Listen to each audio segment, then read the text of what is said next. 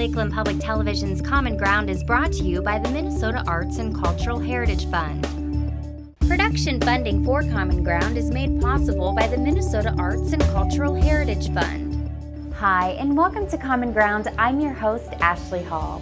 Common Ground captures the creative process of various artists living in our region. We delve into the veiled history of our area, plus we take you inside the cultural events that put the North in North Country. On this week's episode of Common Ground, meet Sandy Fynboh, a bead artist of Akeley who makes a hand-blown glass bead. Lifelong residents of Saum take us on a tour of the historic Saum School House, plus check out the Majestic Pine Arts Festival. They're bringing high-quality art to the Nisswa area.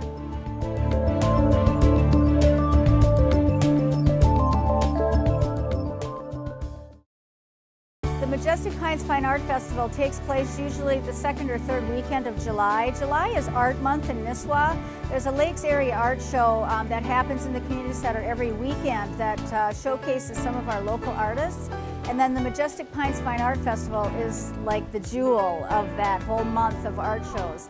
And that's usually July 16, 17, you know, kind of in that weekend. It was started back in the late 90s after a craft show had gone on for a number of years. And George Holton, he was a store owner and a very avid art lover, and he wanted to develop an art show that invited some fine art and some fine craftsmanship to our area and get our local artists out there and shown to the community. And so George Holton, and as a matter of fact, I was around back then too, in the late 90s, and we put together, along with a lot of volunteers and some great people, the Nisswa Chamber of Commerce, of course, is the host really of the show in Nisswa. And the Majestic Pines Art Festival originated here. It was a two-day show, and we had over 120 artists, and there must have been, you know, upwards of 5,000 shoppers in that era. So as time went by and as the community in Nisswa changed, the show has been to different venues. For example, it was downtown Nisswa at one time, kind of spread out. It was across the street at the Pioneer Village for a time. And the artists just liked to be together, and they liked to be in a park setting like this. So we wanted to kind of bring it back here, bring it back home, invite some of our fine artists, our fine crafters, and we've put it up a level. And we're really excited about the quality of the work that's here this year. And the artists are very excited to have some of their peers here with them. So the Majestic Pines Fine Art Festival, it's not a new thing. It's been around for a while, but maybe this level of artistry is a little bit new. The artists here are selected on a jury basis. We have over 600 artists who submit applications, and they're from all over, pretty much a 5-state area. And when they submit an application, they have to send in their photos. And so these jurists, they review the pictures, and then we have criteria that we follow, that we choose to pick the specific artist, and then we send them an acceptance package that they can come and join us here at the Majestic Pines Fine Art Festival. Once the artists are set up, on the very first morning, there's a group of judges. They go from booth to booth, they communicate with the artist. They are in the booth and they talk about the pieces individually. We have the Best of Show award today with Cyrus Swan. Best of Show is a complete overall award for artistry and craftsmanship. So he picked one piece of his work, and the judges took a look at that one piece, and then he won Best of Show. Cyrus Swan. Well, I'm really honored to receive this award. I've been doing this show since I was in high school, and it was how I got discovered by Jerry Radicke, the guy who I have the booth with. I've been in his gallery for years, and it was all because of this show. It was way back. I don't know how many years ago it was.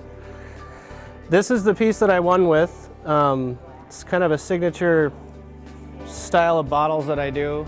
They're based, it's kind of a concept piece. They're based on the idea of rhythm and repetition that goes along with making production pottery.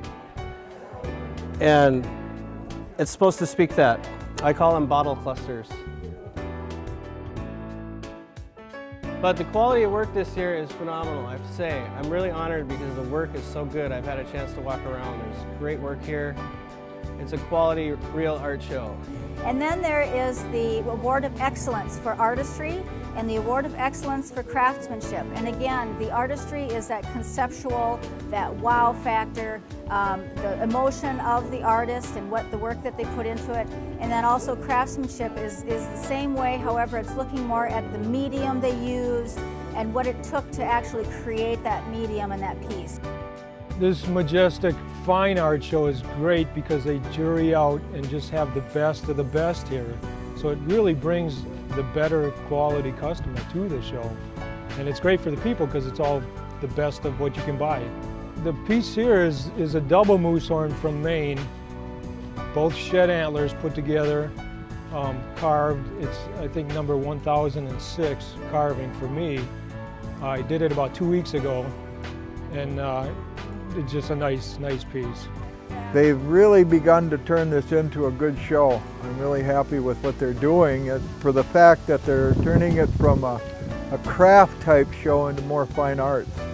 And I think we need more fine arts going on in this area. It gives us a much better venue, all of the artists that are here, as opposed to just the knickknacks that you see at a lot of shows. There's a lot of fine art going on here. They have a really serious group of judges that go around.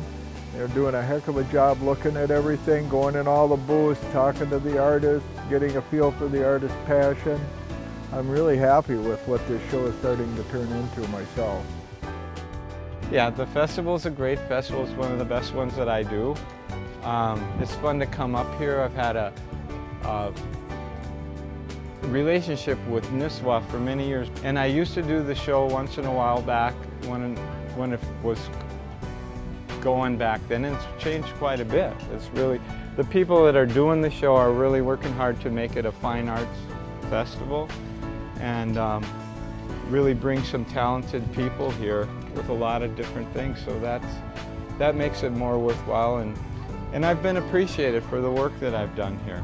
What we want to do is keep the level of artistry and the level of craftsmanship to a higher echelon.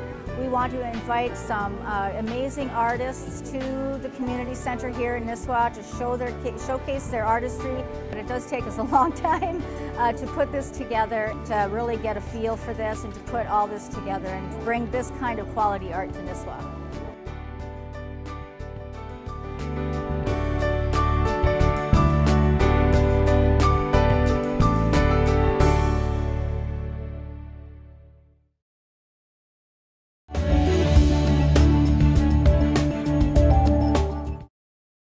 Welcome everybody to the Saum Consolidated School in Saum, Minnesota, downtown Saum.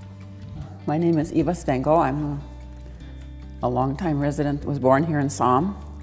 Well, I'm one of the people in the Saum Community Club that we have decided we're going to try to keep it going and keep it up. Well, I went to school here for 8 years, of course. All of my family did. Our grandfather was one of the people that got started on having a consolidated school here. Along with my grandfather in the 1910 or so, there were several other of the leaders that were instrumental in getting it going, and one was G.L. Matson, who lived just very close by, Jens Walden, and John Carlson, who was from another school, and John Rust. And they, along with my grandfather, really worked hard to get to the state. They had to go down to the state and do all kinds of things, which wasn't easy in those days. And then they exchanged all kinds of letters and so on with the educational people down south. And so finally got it going. And it was a very happy day for the whole community when they opened up. And I don't have that exact date, but it was September of 1912. The consolidation was taking the pupils from the 3 small schools and having them come to this one location for their schooling. 83 people that came the first year.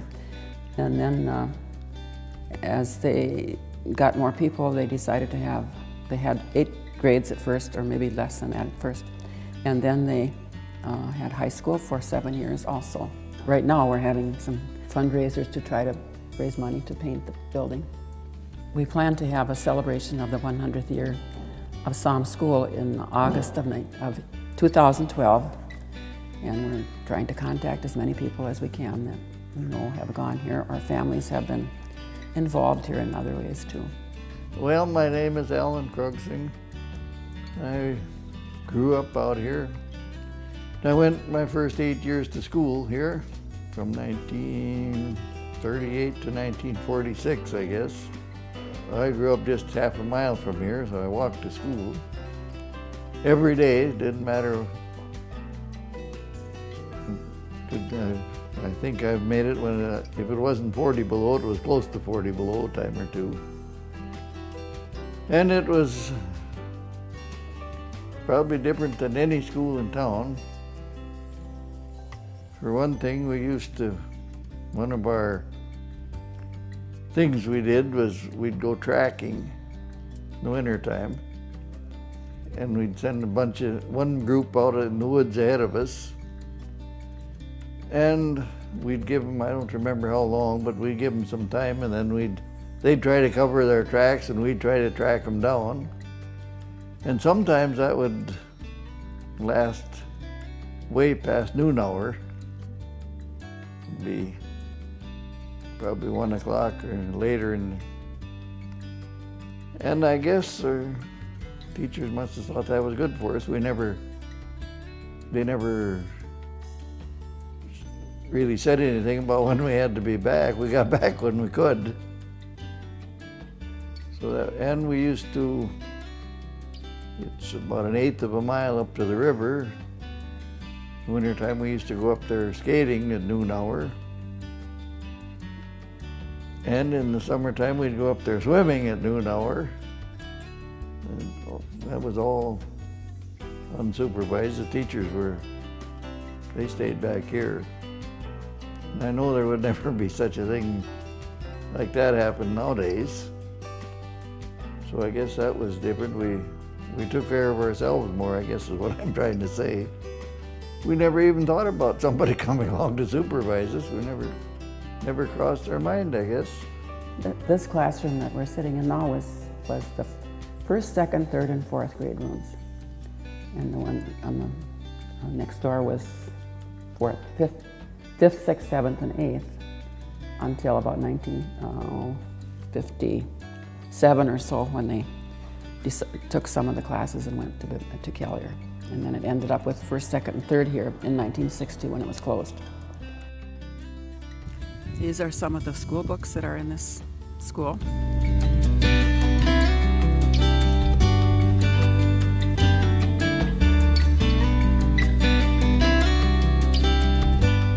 Besides the building, there's been many other items preserved here. Even right over there, it's the blackboard brush cleaner. And that was some kid's job after school, to sit there and clean the brushes. And it's suction, it's a natural draft to suck it up, and that goes out the vent up the roof. And I've never seen another one like it any place. I mean, I go to these old shows a lot, and a lot of places got replicas of old schools. I've never seen anything like that in any of them. It's important to preserve a building like this one. It's like stepping back in time to walk in here.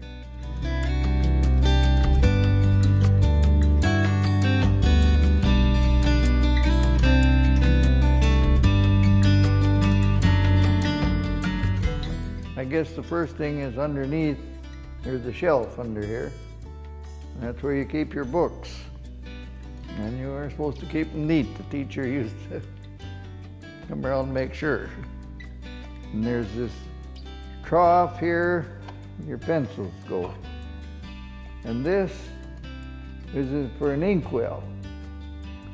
And they used to have glass, ones I remember, a glass with a kind of a tin top on a spring like, that you could, where you filled your pen. Or I guess you'd dip your pen if you just had a plain pen. 1960 was the last class. Miss Leona Nyberg was the last teacher here. Well, we do have lots of books, and in the building there are things that were some students' work and so on that we try to preserve some of it. Not very easy to preserve. Over the years, we've had several different groups that have helped to maintain it. And at one time, the WPA people came in and they did some renovating and fixing up. And that was very worthwhile. And then, I don't know, 15 or 20 years ago, I suppose it was, we had Green Thumb men that were here for quite a long time. They did a lot of painting and fixing up and redid the floors and all kinds of things that needed to be done. And then since then, we struggle with maintaining it, I guess. I guess I'd like to see the top floor fixed up. I don't know if we have it yet or not, but we're getting, remember how many gallons of paint from Valspar. And so, and then all we have to do is get somebody to put it on, which isn't the easiest thing. It's a big building. Well, I'd like the people in the whole area, I guess, to realize that we have this special place here, and it's a place we'd like to have people come and see, and know that it's a place where we have activities going on. I'd like to have them come and visit. If somebody wants to come, I guess the best thing would be to stop at the Saum store, which is right close by, and ask them if they can either help them get in, sometimes they can do that too, or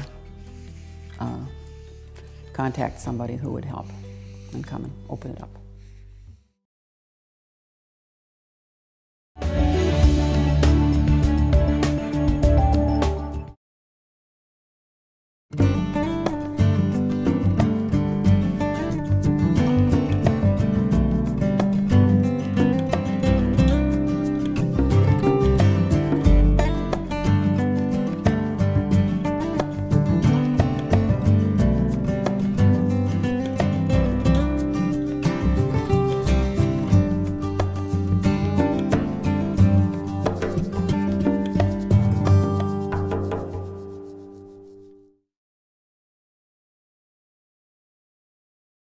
After I graduated from college, I was doing beadwork embroidery on custom-made clothing, and I kind of gradually stepped into doing some jewelry. My sister-in-law had a bead shop, and I thought I would do her a favor and help her with inventory, knowing nothing about making jewelry. And what I found was that I wasn't happy with my work because I had to choose from beads that everybody else had, and you end up with a look that everybody else has too. So I decided that if I wanted my work to look different, I was going to have to make my own beads. And thank God that we don't know what we're getting ourselves into. So I ended up buying a torch and some glass and studying like the chemistry of glass, annealing points, more technical aspects that you need to know, and then just playing with the glass to find my own style. And it went really well. So I just, you know, for probably 3-4 years, every time I sold something, I bought a new piece of equipment or a new batch of glass. The glass blowing actually took probably about 4 years to really get to a point that I felt good about. It takes a lot of practice. And I think we're ready to apply the glass color.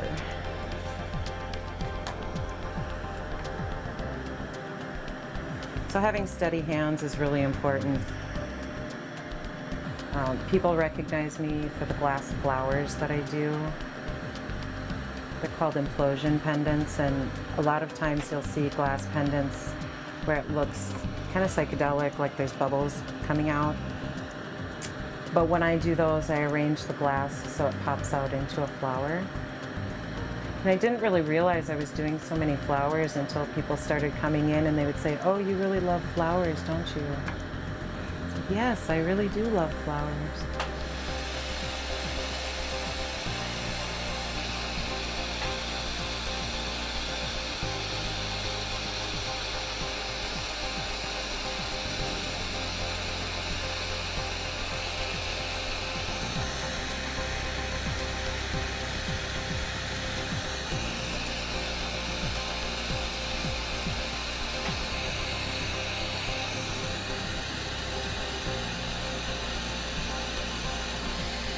It's like a marriage between gravity, heat, and breath, because your shape that you get is ultimately going to be how well do you have everything aligned, how well is it centered, how hot is your flame, how much breath are you blowing into it.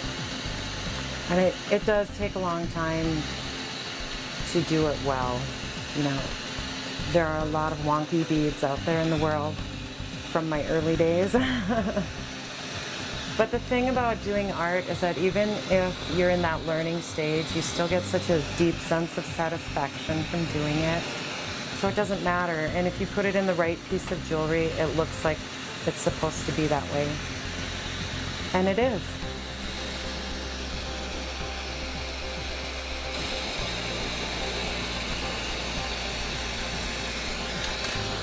And the other cool thing about glass is that you're never ever done learning.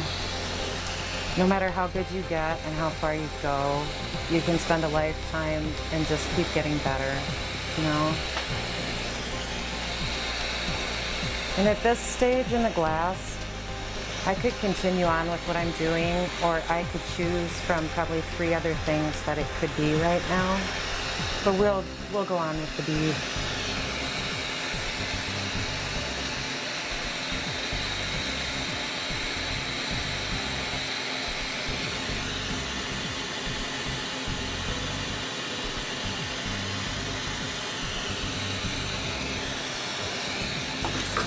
So that will become the front of the bead.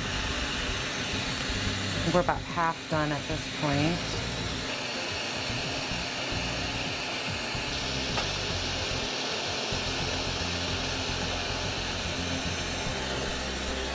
Okay, so it's thickening up really nicely. It's flattening out, but we have to find a way to get air in there and puff it into the right shape and pop out another hole.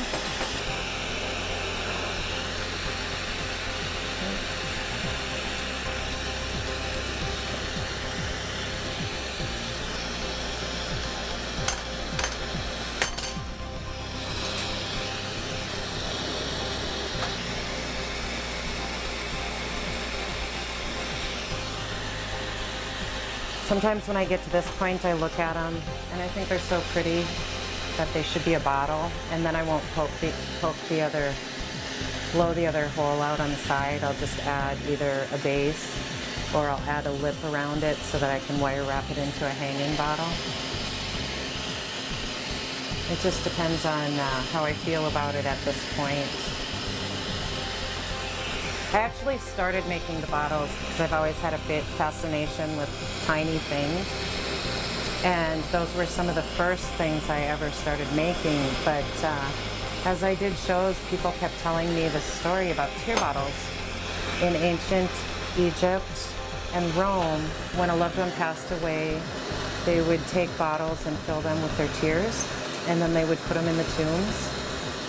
And so I can't tell you how many people said, you have to call these tear bottles. These are tear bottles. And finally, after about 1.5 years, I said, well, okay, they're tear bottles. And so a lot of times, families will come in when they've lost someone, and they will buy them for ashes, or they'll use, some people really do put their tears in them, actually. But I dry flowers from funerals, and then I put the flower petals in them and give them as gifts. So we've got our bead here, and what we need to do is pop out another hole. So that's what we're gonna do. Success.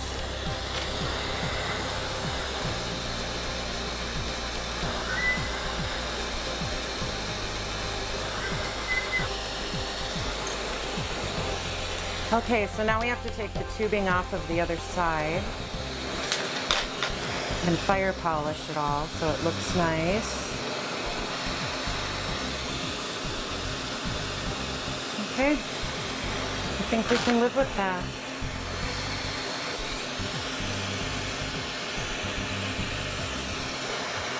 The step that sometimes gets forgotten is that you really have to soak this in the heat before you put it in the kiln, because we go in and out of the flame so much, it introduces stress into the glass.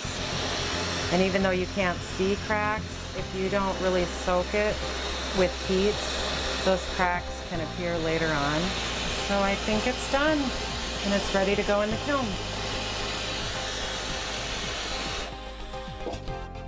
Now this one is pretty transparent because of the colors that I've used. So when I actually incorporate that into the jewelry, I'm going to take advantage of the transparency and fill it up with something. Might be beads or notes or who knows.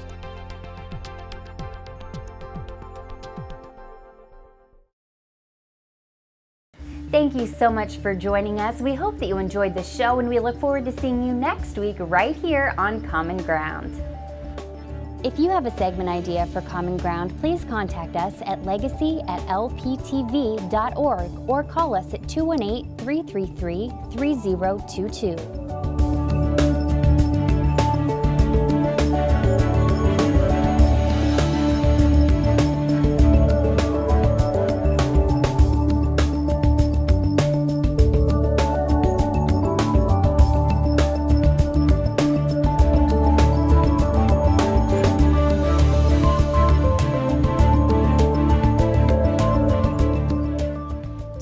Individual segments or copies of Common Ground, please call 218-333-3020. Production funding for Common Ground is made possible by the Minnesota Arts and Cultural Heritage Fund.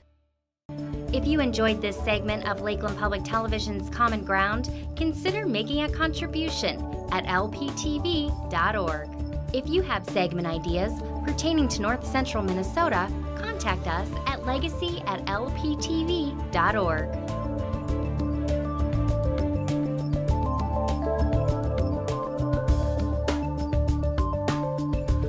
Common Ground is funded by the Minnesota Arts and Cultural Heritage Fund by the vote of the people on November 4th, 2008.